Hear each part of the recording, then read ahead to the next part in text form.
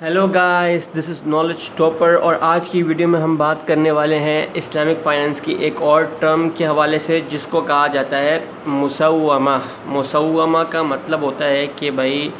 ایک پرٹیکولر ہم جو ہے وہ سیل کرتے ہیں یا کوئی چیز پرچیز کرتے ہیں، تو یہ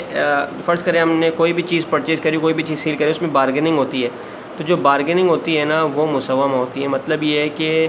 جو آپس میں ہم لوگ طے کرتے ہیں کسی بھی چیز کو بیچتے وقت، خریدتے وقت، تو اس کے اندر جو ہم بارگیننگ کرتے ہیں، مطلب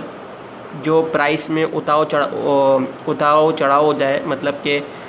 ڈاؤن فال ہوتا ہے یا اپورڈ جاتا ہے وہ، تو فرض کریں کہ میں کوئی گائے خرید رہا ہوں، ٹھیک ہے نا، یا کوئی بکرا خرید رہا ہوں قربانی کے لیے،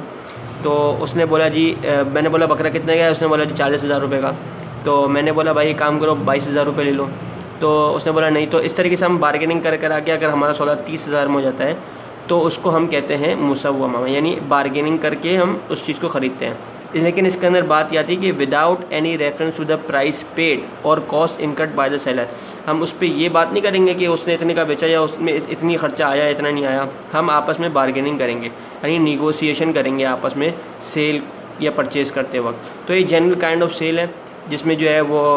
پرائس جو ہے وہ، یا کوئی بھی کموڈٹی جو ہوتی ہے جس کی پرائس جو ہے وہ ہم بیچنا چاہ رہے ہیں، ٹریڈ کرنا چاہ رہے ہوتے ہیں، تو اس کی جو ہے وہ بارگیننگ کی جاتی ہے آپس میں، جو اس کی پرٹیکولر پرائس ہوتی ہے اس میں۔ تو یہ تھا جی مسومہ، امید ہے آپ کو سمجھ میں آیا ہوگا۔ اگر سمجھ میں آیا تو ہمارے پیج نالج ٹاپر کو لائک کیجیے، سبسکرائب کیجیے، and don't forget to press the bell icon. Thank you جی ویری مچ، اللہ حافظ۔